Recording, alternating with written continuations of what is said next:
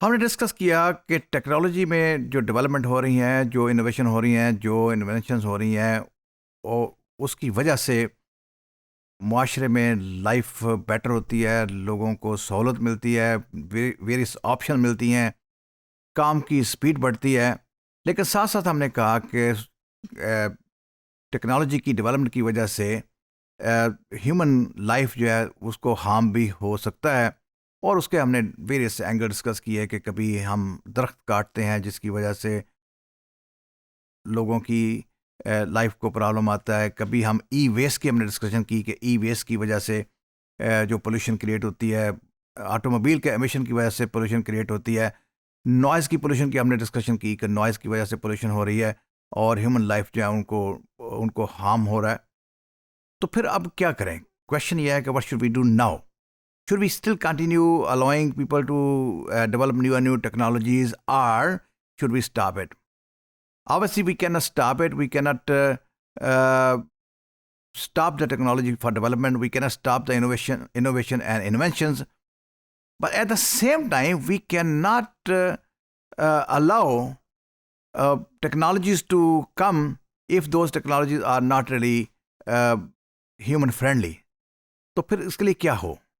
इसके लिए फिर ज़रूरी यह है कि इंसान आपस में कोई प्रिंसिपल्स डिसाइड करें कि we should follow some principles before we introduce and before we invent a technology. वो प्रिंसिपल्स क्या क्या हो सकते हैं? These principles are first principle which we are discussing right now, that is a priority principal.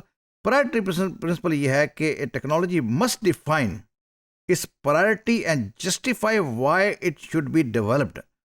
तो हमें सबसे पहले बात यह हो गई कि every technology that is being developed should justify. Technology को खुद जस्टिफाई करना चाहिए, टेक्नोलॉजी को डेवलप करने वाले लोगों को खुद जस्टिफाई करना चाहिए कि आपकी टेक्नोलॉजी क्यों ज़रूरी है मुआशरे के लिए। कौन कौन से ऐसे रोल हैं जो ये टेक्नोलॉजी प्ले करेगी जो कि इसके बगैर नहीं हो सकते।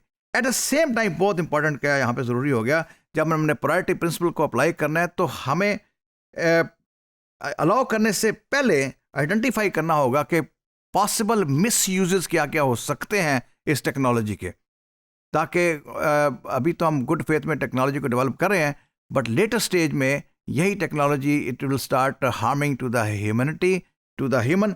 वो एरिया जो है वो अभी से आइडेंटिफाई किए जाए।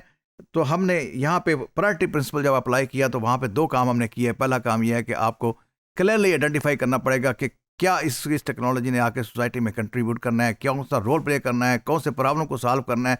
और उसी टाइम पे हमने ये भी बताना है कि इस टेक्नोलॉजी के मिस यूजेस क्या क्या हो सकते हैं, potential misuses that should be identified here. एक और प्रिंसिपल जिसके ऊपर हमने शुरू में कंसिडर करना है at before we allow the technology to come in the market, that is life principle. पहले हमने कहा प्रायोरिटी प्रिंसिपल, अब हम बात करें लाइफ प्रिंसिपल की। लाइफ प्रिंसिपल यह है कि टेक्नोलॉजी को स्टार्ट करते वक्त क्लियरली ये बात हो कि human life will not be threatened, कि जो भी हम टेक्नोलॉजी इंट्रोड्यूस करा रहे हैं इसकी वजह से जो केमिकल प्रोड्यूस करेगी, जो एमिशन प्रोड्यूस करेगा, जो नॉइस प्रोड्यूस होगा, उसकी वजह से कोई ह्यूमन लाइफ जो है वो थ्रेटन नहीं होगी। तो ह्यूमन लाइफ के ऊपर कितना इम्पैक्ट पड़ना है इसका, ये that we should identify before it should be allowed. तो हम कुछ वो कंट्रोल जो है वो डिफाइन कर रहे हैं कि जो कि लीगल कंट्रोल भी हो सकते हैं और सोशल एंड मॉरल कंट्रोल भी हो सकते हैं। देन मस्ट प्रिजर्व बायोडाइवर्सिटी, जो हमारे बायोडाइवर्सिटी है, जो प्लांट्स हैं, जो एनिमल हैं, इंसेक्ट हैं, जो वाटरवेज हैं, ये सारे ज़रूरी है हमारी लाइफ को आगे बढ़ाने के लिए। इसको तब्दील ना किया जाए, ये ज़रूरत है हमारी।